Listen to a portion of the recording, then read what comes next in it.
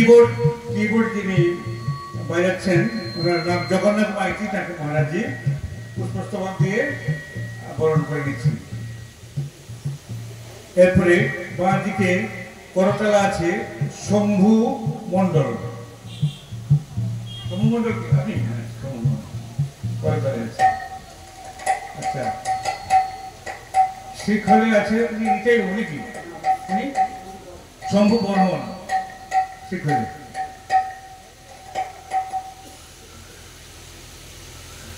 এরপরে আছে নিতাই সামন্ত শিখরে।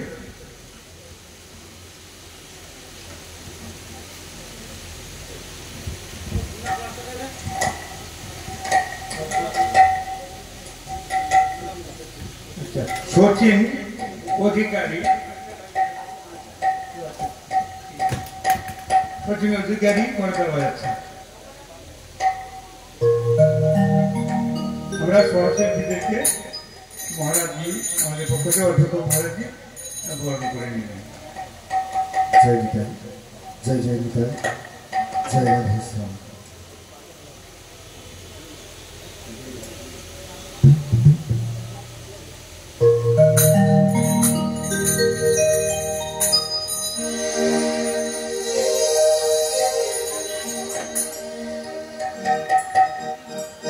Hare Krishna, Krishna Krishna, Hare Hare, Hare Rama, Rama Rama, Hare Hare, Hare Krishna, Hare Krishna, Krishna Krishna, Hare Hare, Hare Rama, Rama Rama, Hare Krishna, Hare Krishna, Krishna Krishna,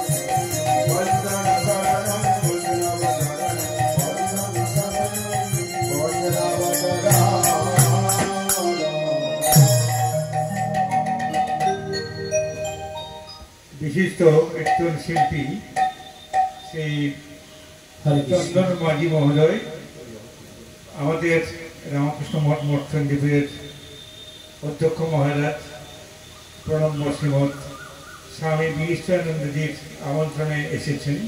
তিনি কীর্তন পরিবেশন করবেন। স্বামীজির পক্ষ থেকে অর্থাৎ অধ্যক্ষ মহারাজের পক্ষ থেকে শিল্পী চন্দন মাঝি মহোদয়কে স্বাগত আমরা জানাচ্ছি।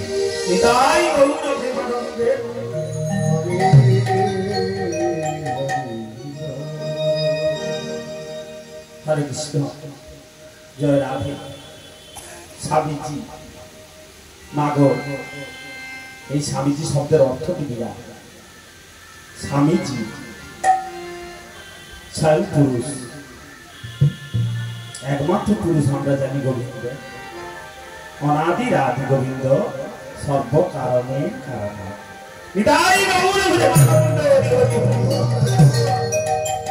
তিনি হলেন আরেক স্বামী, ভগবান অন্তর্গত। ভগবান জীবের মধ্যে বিরাজ করেন না, মনুষ্য জীবের মধ্যে তিনি বিরাজমান। তাই তিনি ভগবানের অসীম করুণায় স্বামীজি, সেই স্বামীজি চরম বন্দনা না করে পারছি না। ঠাকুর শ্রী পরমহংসদেব, পরম পদ, পরম গুরু, পরম পুরুষ শ্রী শ্রী ঠাকুর রামকৃষ্ণ পরমহংসদেবের চরণ পাথিও করে এবং যত রামকৃষ্ণ মঠ মন্দির আছেন সেই মঠ মন্দিরের স্বামীজি কর্তৃপক্ষ সবাই রাঙা যুগল চরণ রইল। এটা আছে অনন্ত অনন্ত কোটি প্রণাম।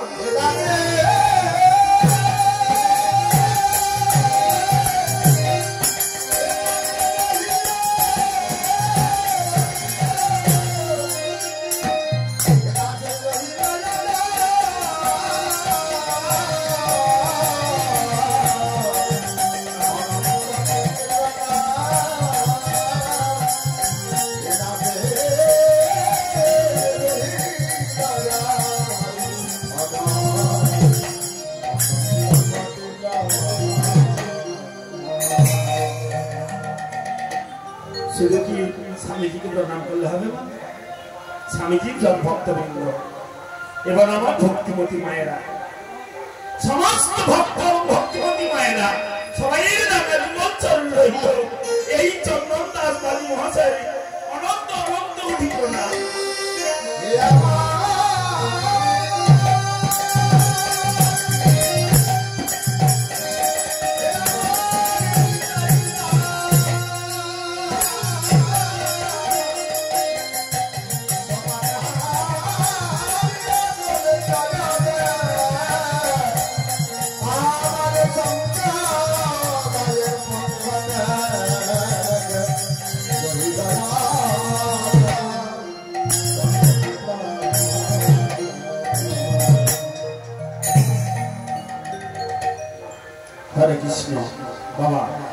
একটু বাড়াতে হয়, একটু হাসি লাগবে।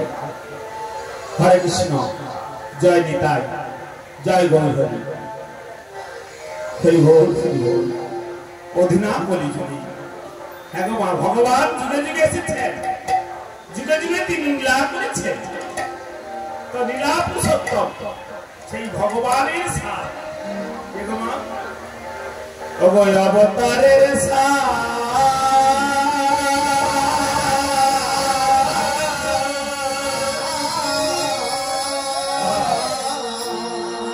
মাগো আমার গৌরাঙ্গ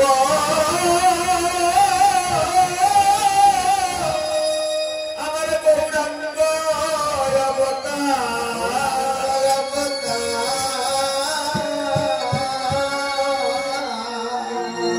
মাগো তারে না ভজিলি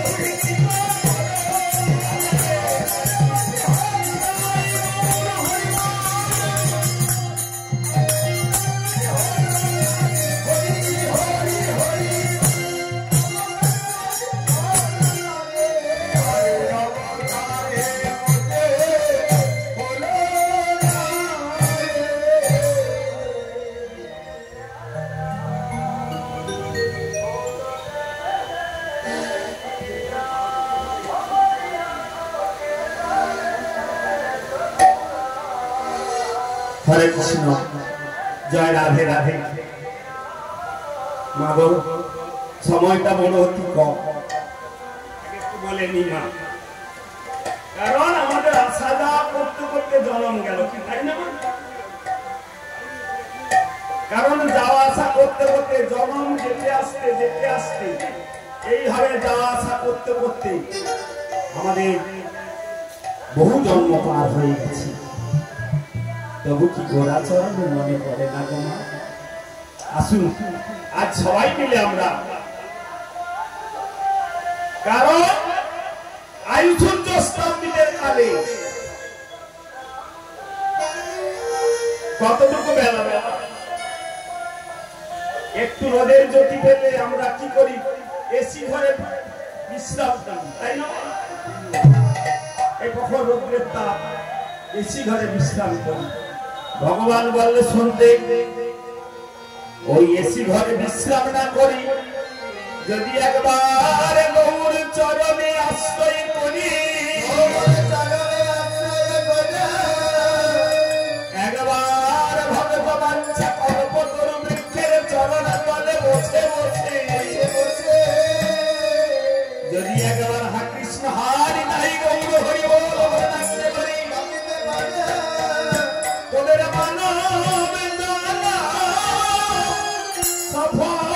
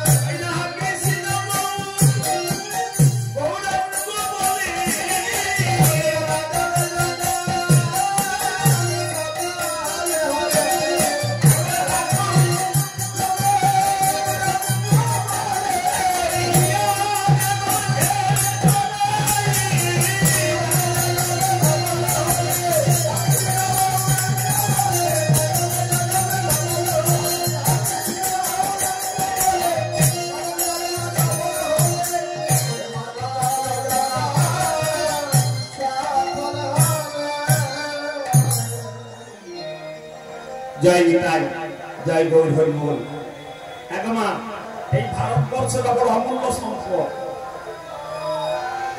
সারা বিশ্বের মধ্যে ভারতবর্ষ শ্রেষ্ঠ কেন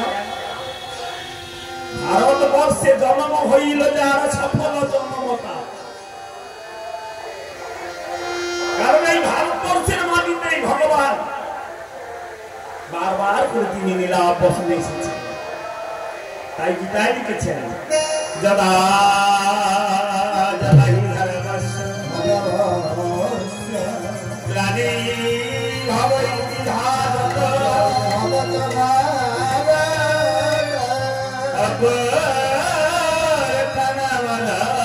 অপরতনবলরমস্য তদাগমনম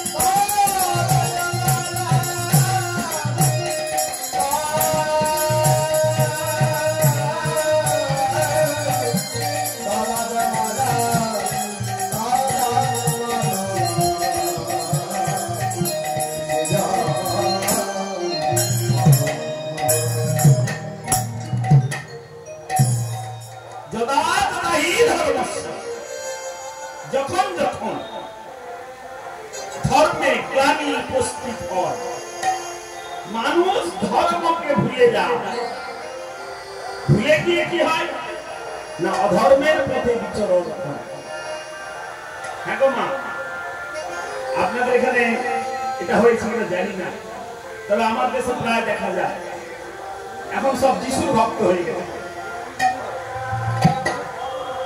মা বুঝেছেন পিতা পরমেশ্বর বলে নিজের পিতাকে দিয়ে প্রণাম করি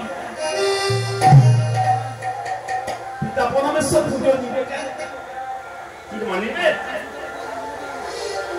যার দ্বারাই তুই লালন পালন হলি যার দুঃখকে তুই মানুষ হলি সে বাবা মাকে প্রণাম করে সে যিশুকে প্রণাম করো, রাধে রাধে।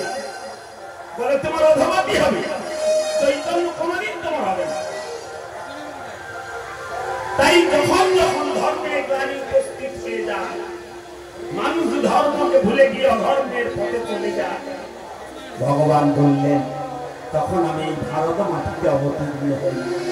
কেমন করে না গুরু রূপে আছি। কি গো মাঝ গুরু ডাক করেছে, আপনারা দূর দূর দেশ থেকে, দূর দেশান্ত থেকে এসেছেন। গুরুদেব যেমন পেরেছেন শিষ্যকে আশ্রয় দিয়েছে, কি দায়িত্ব। তো দেখবেন গুরু ছাড়ি গোবিন্দ ভাবে সে দিয়ে নিল রকম। যদি গুরু ছেড়েছেন তো আপনি খুনি ছেড়েছেন। তার প্রমাণ একটা কথা বলি মা। একদিন ঠাকুর স্বামীজি বিবেকানন্দ, হ্যাঁ গো মা, যার মন্দির এসেছে দেখে আমার মনে হয়ে গেল। দেখুন মা, স্বামীজি বিবেকানন্দ, তার পিতা মাতাকে যিনি আছেন, বাল্যকালে যার নাম ছিল গদাধর, যাকে ডাকতো গদাই বলি, ঠাকুর রামকৃষ্ণ পরমহংসদেব, আর আমার জগৎ জননী মা সারদা মা। তিনি শুধু একার মা নন, একদিন মা ঠাকুরের কাছে কামনা করেছিলেন প্রতিটি নারী জগৎ তার স্বামীর কাছে আবদার করার অধিকার আছে। আছে তো? ঠাকুরের চরণ দুটি ধরে বলছেন, প্রভু স্বামী হন তো। গুরুদেব প্রভুকে আলিঙ্গন করে বলছে, প্রভু তুমি তো দেখেছি জগতে সকলের পুত্র আছে, কন্যা আছে, তুমি কাউকে একটা পুত্র দান করতে পারো না? সকলের স্ত্রীর পুত্র আছে, কন্যা আছে, তারা নাতি নাতনি নিয়ে নাড়াচাড়া করছে, আমার কি একটু শখ হয় না? এদেরকে নাড়াচাড়া করলে হবে না, এদের চরিত্র জানতে হবে কত নির্মল। তাই তো ঠাকুর পরমহংসদেব এখন রামকৃষ্ণ বলছে, ওরে রাসমণি, ওরে সারদা, ওরে সারদা, তোর এই মনোভাব হলো কেন? একটা দুটো ছেলে নিয়ে তুই কি করবি? একটা ছেলে তাপত্র আজকাল জগতে সামলাতে পারবে না। ছেলে হলো, বিজ্ঞান হলো, লেখাপড়া শিখলো, জজ ব্যারিস্টার হলো, কিন্তু আপনাকে মা বলেছে একদিন আগে বলবে, স্ত্রীকে না বলছে, শাশুড়ির পায়ে প্রণাম, শ্বশুরের পায়ে প্রণাম করবে, কিন্তু নিজের জন্মদাত্রী জন্মদাতাকে তিনি প্রণাম করবেন। এই বাস্তবের রূপ।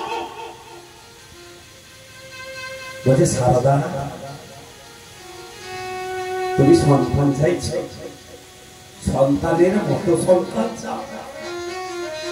ওরে সন্তান নিয়ে কি হবে? শুধু তুমি সন্তানের চাপে তুমি থাকতে পারবে না। একদিন এমন হবে তোমার, এই জগতে সবাই তোমার হবে তুমি মা সারদা, সারদা মা, হৃদয় নূর হরি হরি হরি। কেমন পুত্র পেয়েছে দেখে, কেমন পুত্র। স্বামীজি বিবেকানন্দ একদিন ওনার প্রাণে প্রশ্ন হলো, আমি ভগবানকে দেখতে চাই, ভগবান জগতের মানুষ যে ভগবান ভগবান চিৎকার করে, ভগবানকে দেখতে কেমন আমি একবার দেখবো। উনি তো যা তার কথা বললে চলবে না, উনি বিদ্যান ব্যক্তি। ওনার মনে প্রশ্ন হলো, ভগবানকে আমি কেমন করে পাবো? আমাদের আমাদের মনে হয় কোনদিন এত দায়ে পড়েছি, এত কষ্টে পড়েছি, কত নতি নাঞ্ছনা পেয়েছি, কত যন্ত্রণা পেয়েছি, একদিনের জন্য কি বলেছি গোবিন্দ আমাদের এই যন্ত্রণা তুমি বুঝে নাও, কেমন করে বুঝবো তার উপায়? বলতে পারি না গো, সেই অন্তর থেকে আমার মধ্যে নাই। ঠাকুর রামকৃষ্ণ পরমহংসদেব বসে আছেন, আর এদিকে স্বামীজি বিবেকানন্দ পাহাড়ে পাহাড়ে জঙ্গলে জঙ্গলে যেই সাধুকে দেখছিল, সাধু ও সাধু বাবা, আপনি যত চোখ বুজিয়ে ডাকছেন, আপনি ভগবানকে দেখেছেন? মা কথাগুলো আমার শোনা যাচ্ছে তো, বোঝা যাচ্ছে? কম হোক কথা, ভালো বোঝা না গেলে ভালো লাগবে না, তাই না? তো বলছে আপনি যে এত চক্ষু মুদ্রিত করে ডাকছেন ভগবানকে, ভগবানকে দেখেছেন? কেমন করে ভগবান? ভগবানের রূপ কি? ভগবানের রূপ কি? ভগবানের অঙ্গের সৌগন্ধে কি? মা যেই সাধু বাবাকে তা বলছে, সেই সাধু বাবা বলছে আমি তো ভগবানকে দেখিনি। সাধু বাবারা বলছে ভগবানকে দেখিনি, তবে বিশ্বাস থাকলে তাকে দেখা যায়।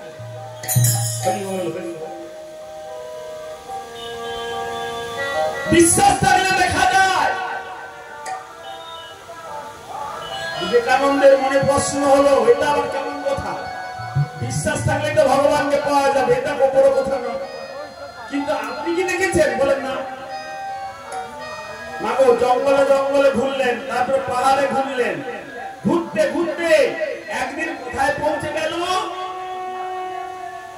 ঠাকুর রামকৃষ্ণ পরমহংসদেব বসে বসে মৃদু মৃদু হাসছে, চোখটা বুঝিয়ে। আর আমার স্বামীজি পৌঁছে গেল। স্বামীজি বসে প্রণাম করেছেন, দললগ্ন কৃতবাসে। যে ছেলেটা কাউকে প্রণাম করে না, সেই ছেলেটা ঠাকুরের চরণে প্রণাম করে বলছেন, প্রভু আপনি আর চোখটি আমার ভাগ করবেন না। স্বামীজি বলছেন, দেখুন কত বড় কথা। রামকৃষ্ণ পরমহংসদেবকে বলছেন, ঠাকুর শেষকালে আমি অনেক জায়গায় ঘুরেছি, আমি অনেককে জিজ্ঞাসা করেছি, তারা কেউ ভগবানকে দেখতে পায় না। আপনি কি ভগবানকে দেখেছেন? পরমহংসদেবকে জিজ্ঞাসা করছেন, আপনি কি ভগবানকে দেখেছেন? ঠাকুর হেসে বললেন, দেখেছি কি রে, দেখেছি কি, আমি তার সঙ্গে ঘর ঘর বর্ণনা করছি। দেখলেন কত বড় কথা? আমার রামকৃষ্ণ পরমহংসদেব বললেন, ওরে দেখেছি কি? দেখেছি না বাজে কথা। ওরে দেখেছি কি, দেখেছি কি, আমি তার সঙ্গে ঘর ঘর বর্ণনা করছি। ঘর ঘর বর্ণনা জানেন? মানে স্বামী স্ত্রী থাকা যেমন, তাকে বলে ঘর ঘর বর্ণনা। আমি তো ঠাকুরের সঙ্গে ঘর ঘর বর্ণনা করছি। তুই ঠাকুর দেখবি? এই ঠাকুর দেখবি? ওমা রামকৃষ্ণ পরমহংসদেবের এই কথা শুনে স্বামীজি বিবেকানন্দ চমকে গেলেন। বললেন, আপনি ভগবানকে দেখেছেন? বলে, হ্যাঁ দেখেছি। আবার দেখেছি। দেখেছি কি? আমি তার সঙ্গে ঘর ঘর বর্ণনা করছি। রাধে রাধে নিতাই হরি হরি হরি। কত বড় কথা দেখুন। আমি স্বামী স্ত্রীর মতো তার সঙ্গে সংসার করছি। দেখেছি কি? কারণ রামকৃষ্ণ পরমহংস জানে, যে ছেলেটা আমার কাছে আসছে, ওই ছেলেটা হলে বড় সূর্য, সূর্য সমপ্রবাহ জ্যোতি। বিবেকানন্দ হচ্ছে বিজ্ঞান ব্যক্তি, আর আমার ঠাকুর রামকৃষ্ণ পরমহংসদেব পড়াশোনা, কিন্তু ভক্তি জগতের শিরোমণি। কারণ ভগবানের অংশবতার। রামকৃষ্ণ পরমহংস ভগবানের অংশবতার, এমনি নয়। ভগবানের মূল হলো 10টি অবতার, মুখ্য অবতার 10টি: মৎস্য, কুর্ম, বরাহ, নৃসিংহ, বামন। সত্যে 5টি, ত্রেতায় 2টি, রাম আর পরশুরাম 7। কৃষ্ণ লীলায় অর্থাৎ দাপরে হলো কৃষ্ণ 8, আর কলিযুগে দুটি, একটি হয়েছে এখন একটি বাকি আছে। একটি হলো বুদ্ধদেব আর একটি হলো কলিযুগ অবতার। এই 10টি অবতার। আর গৌণ অবতার মানে কপিল, ব্যাস, বুঝতে পারছেন, নারদ, রামকৃষ্ণ পরমহংস সবংশ। জয় রাধে রাধে। তো যাই হোক, তিনি বললেন আমি ঘর ঘরে ঠাকুর দেখবি? বলে হ্যাঁ। বলে তাহলে শোন, আজ রাত্রিতে বেশ শুদ্ধ শৌচ হয়ে আমার কাছে আসবি। ঠাকুর দেখার বলে হ্যাঁ। তবে শোন, যা বলবো শুনবি। বলে আপনি গুরুদেব, আমি শিষ্য। দেখুন, গুরু শিষ্যের আগে বিশ্বাসটা প্রয়োজন। গুরুদেব বললো নাম, সে বলে হবে হবে না, যত করুন আপনি হবে না। ও যতই আপনি প্রসাদ সেবা দেন হবে না, রাধে রাধে। ও উড়ে যাবে খড়ের চা। বোঝা গেল? রাধে রাধে। কি বলছে? আমি যেটা বলবো সেটা শুনুন। একবারে সঙ্গে সঙ্গে পৌঁছে গেছে। যাওয়ার পরে বসে আছে, সুন্দর সুতাম দেহ। স্বামীজির দেহটা বললেন না, আকুমার ব্রহ্মচারী চিরকুমার। আই তো তিনি স্বামীজি। স্বামীজি সকলে হয় না গো। স্বামীজি মানে ইন্দ্রিয় ধারণ করতে হবে, আপনি তবেই স্বামীজি, না হলে আপনার সঙ্গে সঙ্গে বলে ঠাকুর দেখ বলে বল তাহলে পুকুরে নাম, বরফ পুকুরে নাম। বলে আমি নেমে কি করবো? বলে নামলে দেখতে পাবি। আরে জলে না ডুব দিলে কি ঠাকুর দেখবি? বলে জলে ডুবতে হবে। বলে হ্যাঁ। ওখানে নেমেছে, এতটা নেমেছে। বলে আরেকটু নাম। ডুব দিয়েছে, ঠাকুর চেপে ধরেছে। ওমা, অত সুন্দর যুবক ছেলেটা উঠতে পারছে না। দেখলেন গুরুদেবের কেমন চাপ? গুরুদেব সামান্য বস্তু নয়, গুরু স্বয়ং ভগবান। যা চাপ দিয়েছে, ঠাকুর ছেড়ে দাও।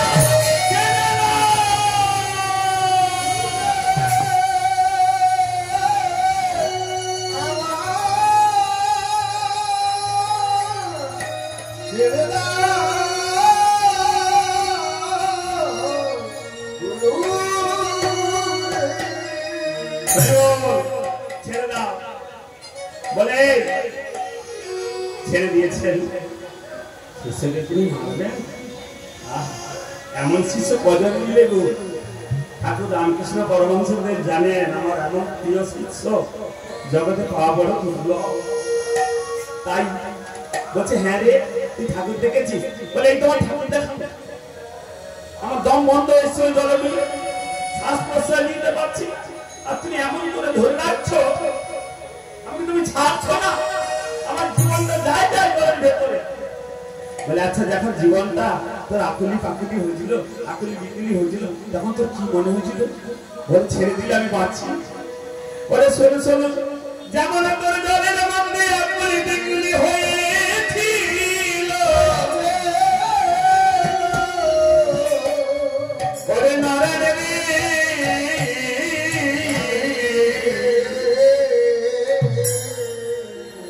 যদি তুই তেমন করে ভগবানকে ডাকতে পারিস,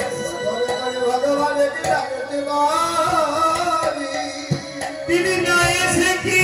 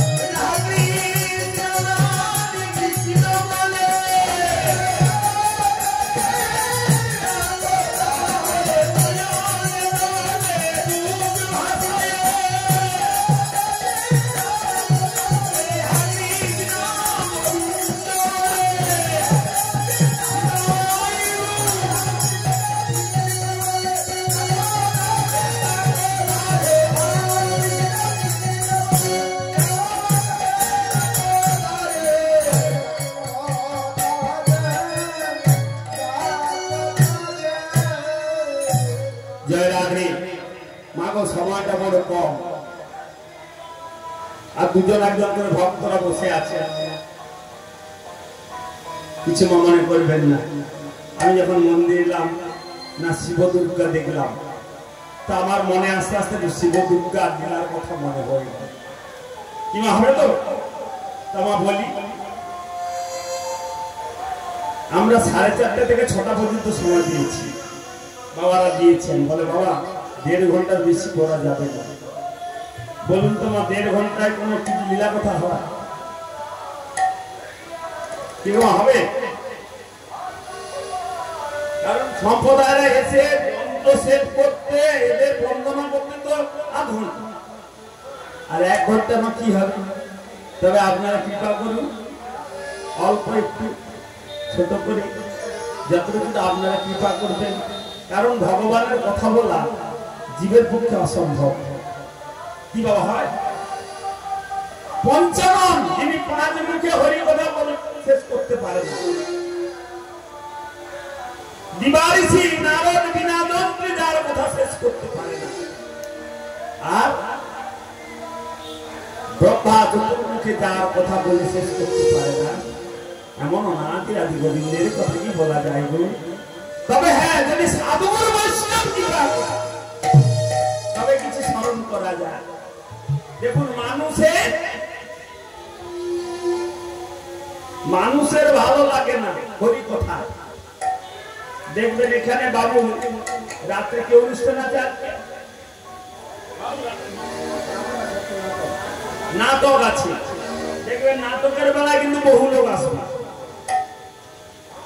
বলে বাবা তোমার জীবনটাই যে নাটক তুমি তো নাট্যমঞ্চে আসো এই জগৎ সংসারে যত সংসার আছে সংসারটা হলো একটা নাটক মঞ্চ এখানে নাটকে কেউ বাবা কেউ মা কেউ ছেলে কেউ নাতি কেউ নাতনি যখন তোমার এই রঙ্গমঞ্চে নাটক শেষ হয়ে যাবে হ্যাঁ বাবা যাত্রার দল যাত্রা হলে তবু বেতন গোছাবার লোক থাকে আপনার নাটক শেষ হলে আপনার বেতন গোছাবার লোক থাকবে না বড় হরি তোমাকে আসুন আমরা সবাই গাইব আর ভোলা দাদি নিজে গাইছেন কেন না পার্বতী সে বলছে প্রাণনাথ ও প্রাণনাথ তুমি তো সবাইকে হরি কথা শোনা আমাকে একটু হরি কথা শোনাবে না আচ্ছা যার স্ত্রী যদি হরি কথা শুনতে চায় স্বামী কি না বলে পারে তিনি অন্নপূর্ণা শুনলাম আজ অন্নপূর্ণা পুজো উপলক্ষে এই রামকৃষ্ণ মঠ মন্দিরে হ্যাঁ ভোলানাথ ওই অন্নপূর্ণার কাছে একবার ভিক্ষা চাইছিলেন বুঝতে পারছেন না যাই হোক সেই ভোলানাথ আজ পার্বতীকে হরিনাম শোনাচ্ছেন পঞ্চমুখে ভোলা জপে হরিনাম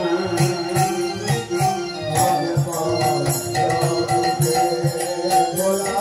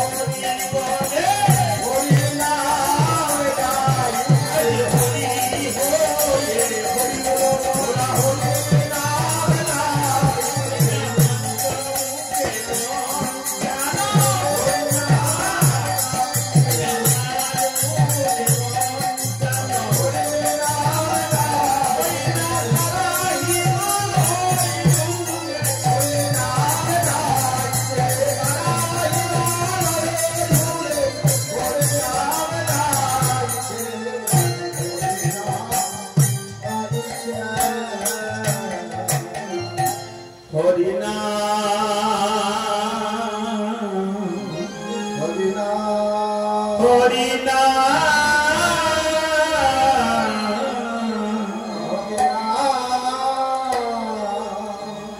হরিনাম হিমালয়ে ত্যাগ করে ব্রহ্মলোকে পৌঁছালেন। ব্রহ্মলোকে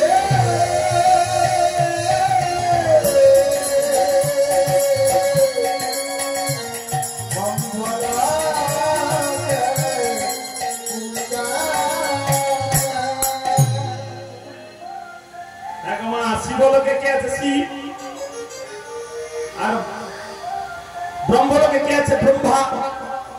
ব্রহ্মা লোক অপূর্ব হরিনাম, এত মধুর হরিনাম গাইছে। আমি যাব তার বদলে আমি হরি কথা শুনবো। ওরা যখনই আসবে শিষ্যবর্গ ধরলো, প্রভু আপনি হরিনাম শুনতে যাবেন, আমাদের একটু হরিনাম শুনতে নিয়ে যাবেন না? এখন গুরুদেব কাছে যদি শিষ্য জড়িয়ে ধরে, গুরু কি ছাড়তে পারে গো? কি গো, আমরা তো দেখেছি এই যখন বৃন্দাবনে পরিক্রমা হয়, আমার রমেশ বাবা বৃন্দাবনে রমেশ বাবা 1 মাস ধরে পরিক্রমা হয়, হাজার হাজার কেন লক্ষ লক্ষ ভক্ত চলছে বৃন্দাবন পরিক্রমা। তারা গুরুদেবের ডাক পেলে শিষ্য ছাড়ে না, তো 60,000 শিষ্য নিয়ে ব্রহ্মা করলেন কি ব্রহ্মলোক ত্যাগ করে ব্রহ্মা এলেন শিবলোকে। যা শিবলোকে এসেছি, শিব দুর্গা দুজনেই দাঁড়িয়ে আহ্বান করলেন, সুস্বাগতম সুস্বাগতম সুস্বাগতম। শিব দুর্গা দুজনেই দাঁড়িয়ে, কারণ কোন গুরুজন ব্যক্তি এলে বা অন্য কোন যদি অতিথিও বাড়িতে আসে, আপনার সম্মান করার প্রয়োজন, কেন অতিথি নারায়ণ। তো ব্রহ্মা যখনই এসেছে, ভোলানাথ বলে বলল, দাদা ছাদের ব্রহ্মলোক ত্যাগ করে এই কৈলাসে কেন এসেছো? ওরে ভোলা রে, তোর হরিনাম তো পাগল করে দিয়েছে। আমি ব্রহ্মলোক থেকে শুনলাম তোর হরিধ্বনি, এখন হরিধ্বনি তো হচ্ছে, হরিবোল বলেছে। একবার দুটি বাহু ধরে বলো, হরি হরি হরি বল। কেন জানেন না? আমার ভক্ত বাবার পেছন থেকে বেশি করে তুলেছি। হ্যাঁ, হৃদয় গৌর হরি বল। শুনুন মা, এ জগতে হাত দুটো কে দিয়েছেন? ভগবান। যদি ভগবানের জন্য হাত দুটো তুলেন, কিছুই তো বললেন না, শুধু সংসারের কর্ম করে গেলেন। আপনার প্লাস কি সব মাইনাসে ভর্তি, দিয়ে জবাব কি দিলেন? বলে শোনো, যার হাত থাকবে হরিনাম দিল না, হরিবাস হয়েছে, তাদের পরজন্মে আমি হাত থাকবে, কিন্তু এই হাতটা বদল উঠবে না, মানে মুখে উঠবে না, মানে প্যারালাইসিস হয়ে যাবে। আর যে পরম থাকবে একবার হরিবল বলবে না,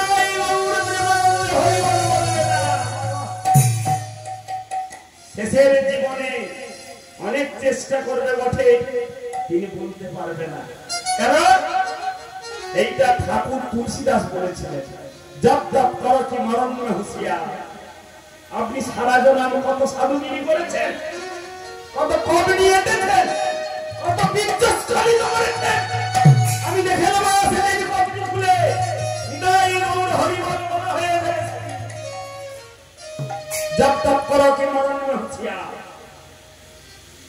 আপনার অস্ত্র টাঙানো আছে, মাগো গুরু সবাই হয়, কিন্তু শিষ্য মিলে খুব কম, কোটিতে গুটি, কোটিতে একজন। শিষ্যের মুখে শিষ্য, যে শিষ্য হয়েছে ঠাকুর রামকৃষ্ণ পরমহংসের ডানভাগে আমার স্বামী বিবেকানন্দ কি জয়, ঠাকুর রামকৃষ্ণ পরমহংসদেব কি জয়, শ্রীমান মহাপ্রভু কি, নিত্যানন্দ প্রভু কি, অদ্বৈত আচার্য কি, গদাধর কি, শ্রীবাস ভক্ত প্রভু কি, প্রেম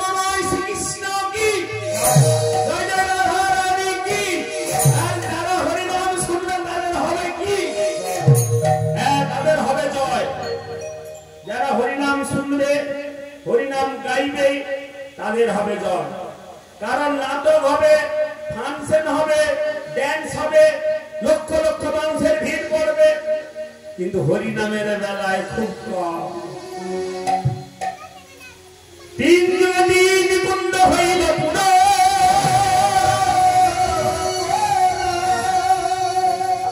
একাশি কুণ্ড রহিল কেবল কলির।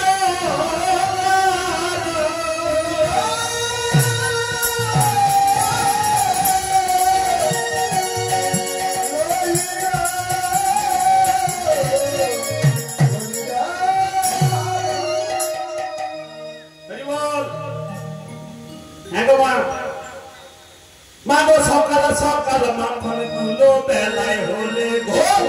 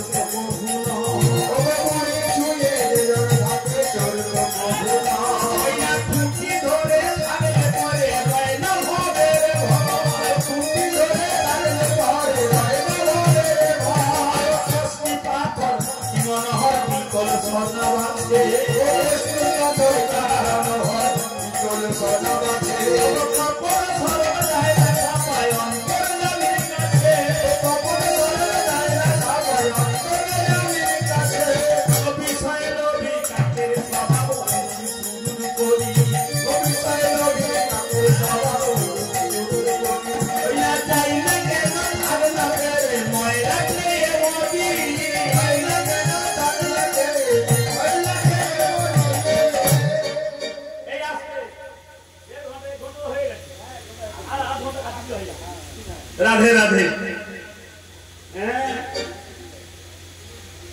মাগো আপনাদের সাধুগুরু বৈষ্ণব চরণে রেণুর কৃপা, আপনাদের কৃপা। কারণ সত্যি কথা মা, এই ভগবত ভজনটা বড় কঠিন, বড় দুর্লভ। মা যে কাজে কষ্ট বেশি সে কাজের মূল্যটাও বেশি, তাই না?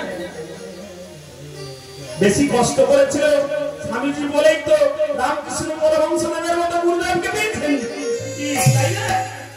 হ্যাঁ, কি হচ্ছে সকাল সকাল মাখন তুলো বেলায় হলে ভোর। কারণ কৃষ্ণ ভজনে সকাল সকাল তৈরি হতে হবে। আজ ভজবো, কালে ভজবো, নাক পড়ে গেল, চুল সব পেকে গেল, তবু হলো না। সে আজকাল সকাল সকাল মাখন তুলো বেলায় হলে ভোর, ছেলেবেলায় সাধনা ভজন দুরায় গন্ডগোল, বুড়ি ছুঁয়ে যেজন থাকে বুড়ি ছুঁয়ে। মাগো এখন সে খেলাটা হয় না, মাগো কাজ বুড়ি খেলা। দেখবেন 4-5 জন একসঙ্গে হাতে হাত ধরে ছুটে, যে ছেড়ে বেরিয়ে যাবে ও মেরে যাবে, আর যে বুড়িকে ধরে আছে তার মৃত্যু আছে। হরি বল হরি বল। কোষ্ঠী বাবার কি মনোহর বিকল শোনাব আছে, কপট সরল যায় না ছাপা, অন্তর জামি আছে। রাধে রাধে। এখন এই ঘরে একজন বসে আছেন, দেহ মাঝে আছে ওরে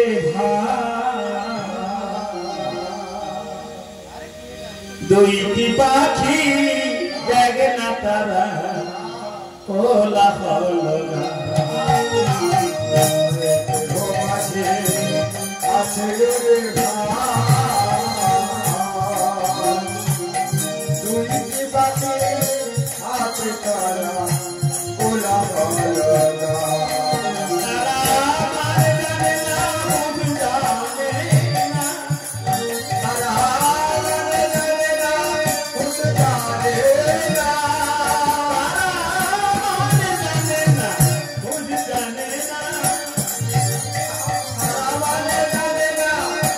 Thank you.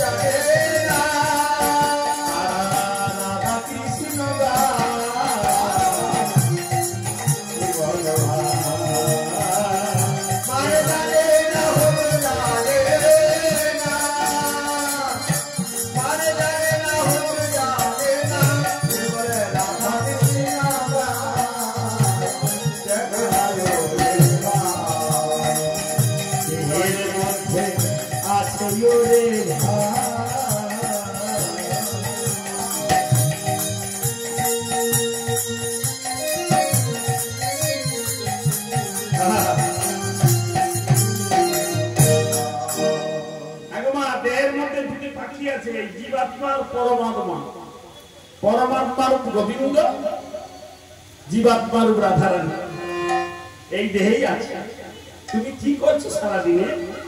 কিসের লিখেছটা জমা পড়ে যাবে। হ্যাঁ, রাধে রাধে। এবার তো ব্রহ্মা এসে গেল, 60,000 শিষ্য আসছেন। বলছে, হ্যাঁ রে ভোলা, তোর বদনে একটু হরিকথা শুনবো বলে এলাম। কি ভাই বলবি না?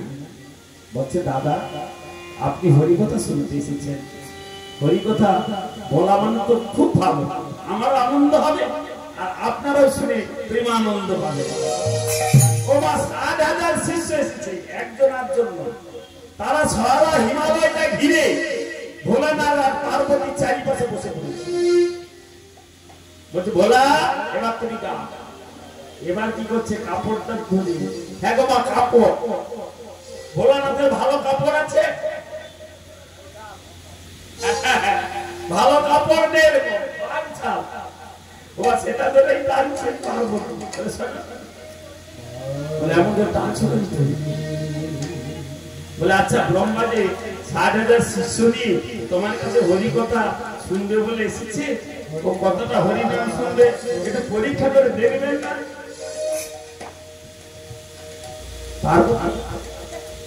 আরে হরিনাম শুনবে তার আবার পরীক্ষা? মাগো, হরিনাম শুনলে পরীক্ষা দিতে হয়।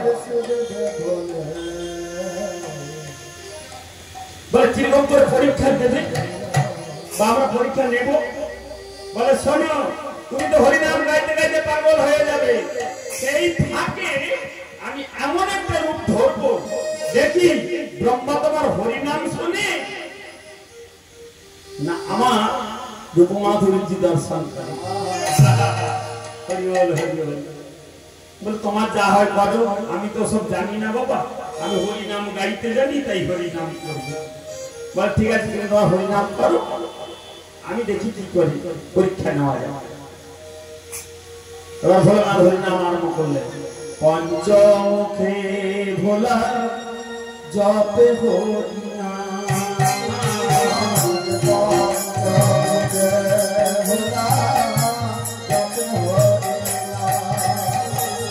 পঞ্চমুখে ভোলা জপে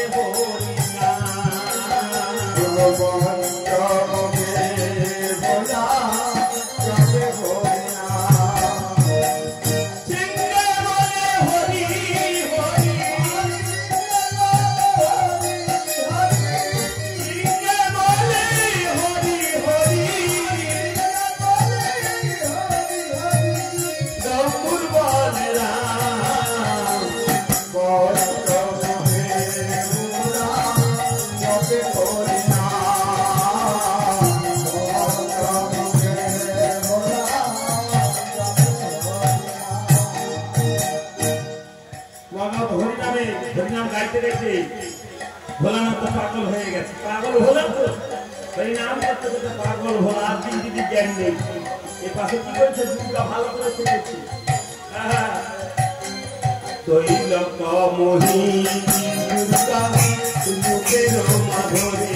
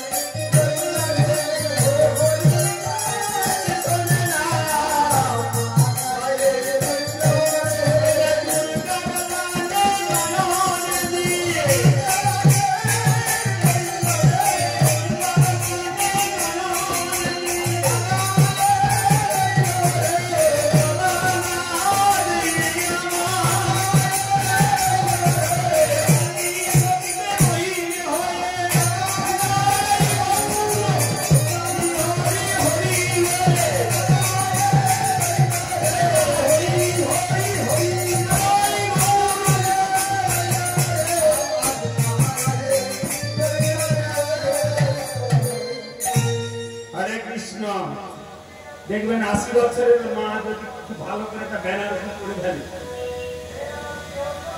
দেখতে কালো কি ফর্সা দেখার দরকার নেই, খুব একটা দামি কাপড় পরে ফেলে, বলে দেখছিস কাদের একটা সুন্দর মেয়ে যাচ্ছে, হরি বল হরি বল।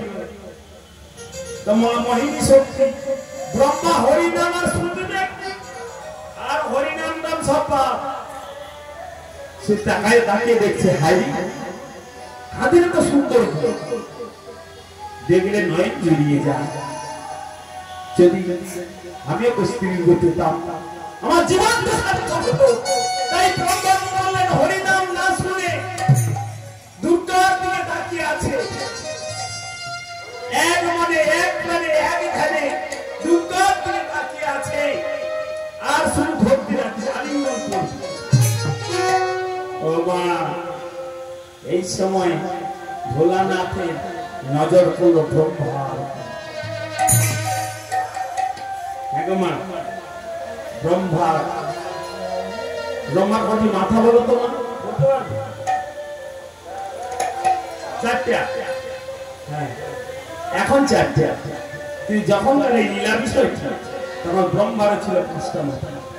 ভোলানাথের যেমন 5টা মাথা, তখন ব্রহ্মারও ছিল 5টা মাথা। 5টা মাথা হলে চোখ কটা হবে? চোখ হবে 10টা। 10টা চোখ দিয়ে ট্যাপ ট্যাপ করে হরিনাম না শুনে ওই দুর্গার উপরে কামান্বিত হয়ে অন্ধ হয়ে গেলেন। ভোলানাথ দেখলো হরিনাম তো শুনে না, হরিনাম শুনতেছে, হরিনাম না শুনে এ নামের অপব্যবহার করছে। কি গো মা, হরিনাম শুনতে বুঝতে, হরিনাম না শুনে যদি এদিকে মন গলা দেওয়া হয় কি হবে? যথাযথা কৃষ্ণ কথা। সবাই যে ভালো পরিবেশন করতে পারবেন বা ভালো করে মানুষকে মোহিত করতে পারবেন, কিন্তু তিনি কৃষ্ণ কথা বলছেন, তিনিও সম্মানীয়। আর যারা কৃষ্ণ কথা শুনছেন ওরা পরম ভক্ত, পরম বৈষ্ণব। এখন সবাই কৃষ্ণ কথায় মন আসে না। এখানে আসবার জন্য যে টিকিটটা লাগে সেই টিকিটটা খুব দাম। আপনার সমস্ত অনুষ্ঠানে যে টিকিটটা কাটা হয় সেটা 1 টাকা 25 পয়সা। আর এই টিকিটটার দাম কত? এই টিকিটটার দাম কত হবে? যে টিকিটটা কেটে মেলা বসেছে হরিনাম শুনতে, এই টিকিটটার দাম কত? মাগে একটু জান, নিতাই চাঁদের প্রেমের বাজারে তোরা আয়ে হরি নূর লগে।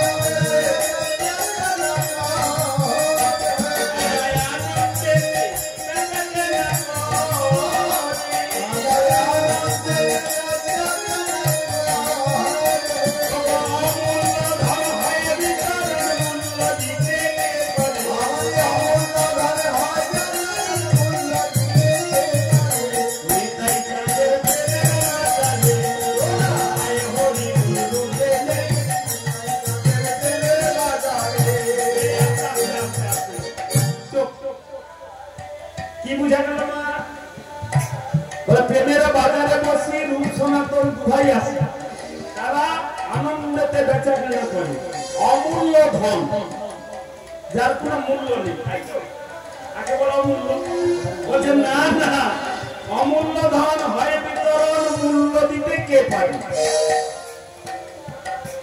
এখানে যদি কোটি কোটি টাকা দেন একটা টিকিট জুটবে না আপনার ভাগ্যে। বলে কেন? আরে 1 কোটি না, 1 লাখ টাকা আমি তো বললাম 1 কোটিও নয়, 5 কোটিও নয়, 10 কোটিও নয়। আপনার এমন একটা ভাগ্যের প্রয়োজন, পূর্বজন্ম থেকে সাধনা করে এসেছিলেন বলেই হরি নামে আপনার মনটা টেনে এনেছে। বুঝতে পেরেছেন? এখানে সবাই আসতে পারবে না, সবাই আসতে পারবে না, আর সবাই আসার সৌভাগ্য বহু জন্ম হয় যদি নাম সংকীর্তন তথাপি নামে ভাই ব্রজের ব্রজেন্দ্র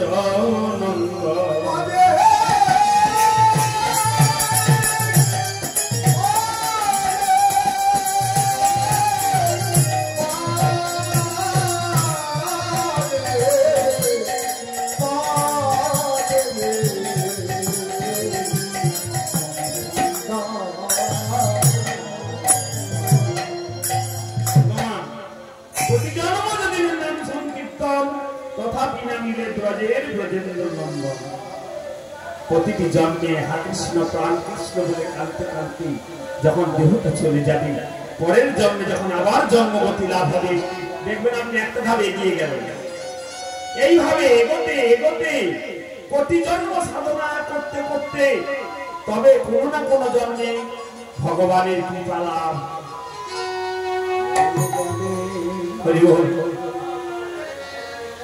তাই ব্রহ্মা গ্রামে প্রমাণিত হয়ে দুর্গা রূপে নয়ন দিয়ে ভুলে গিয়ে হরিনাম শুনতে এসে হরিনাম না শুনে দুর্গার দিকে শুধু ধাবিত হয়েছে। ভোলানাথ দেখলো তো হরিনাম শুনতেছে, হরিনাম শুনে ব্রহ্মা তুমি না সৃষ্টিকর্তা, হরিনাম শুনতে হরিনাম না শুনে তুমি আমার হরিনামের অবস্থাটা করবে। সেই পথে সেই রাগে ভোলানাথ একটা মুস্তাখাপ করলেন, সেই মুস্তাখাপে ব্রহ্মার একটা মাথা ছিল। হ্যাঁ, সেই থেকে 4টি বদন ব্রহ্মা। তাহলে একটা বদন কোথায় গেল? সেটা আমাদের মাথা নয়, এখানে সেখানে পড়ে থাকবে ব্রহ্মার মাথা। বৃন্দাবন থেকে ফেরার সময় যেখানে বেশি কেনাকাটা হয় হরিদ্বারে, ওগো হরিদ্বারের ব্রহ্ম কুণ্ডে পড়ল ব্রহ্মার মাথা। হরিদ্বারের ব্রহ্ম কুণ্ডে পড়ল ব্রহ্মার মাথা। হরিদ্বারের ব্রহ্ম কুণ্ডে পড়ল ব্রহ্মার মাথা।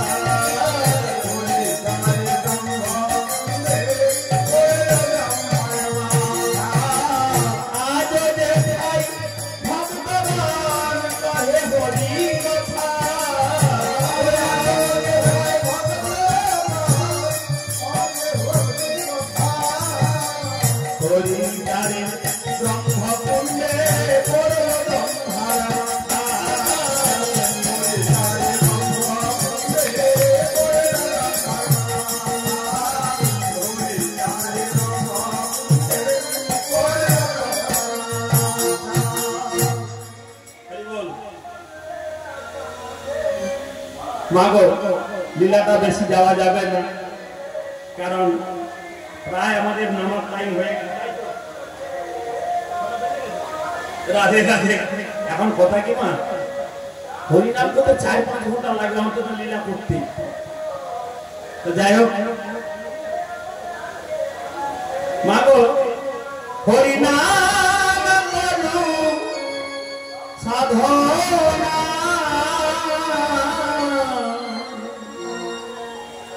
কর সাধনা হরিনাম করো সাধনা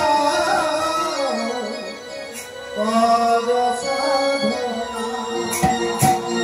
হরিনাম করো সাধনা কর সাধনা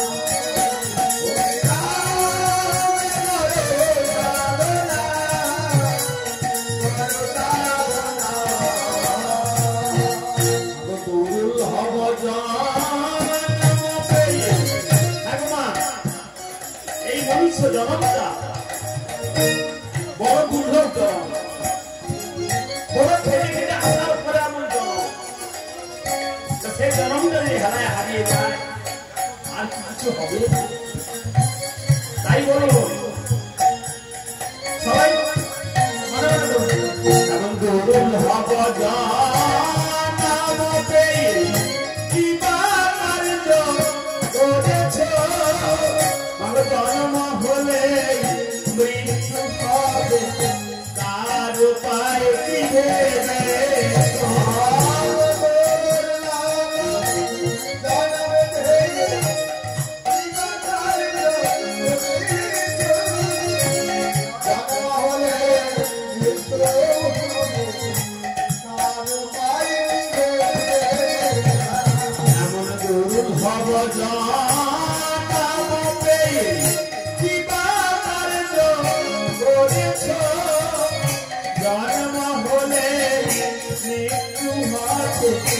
তার উপায়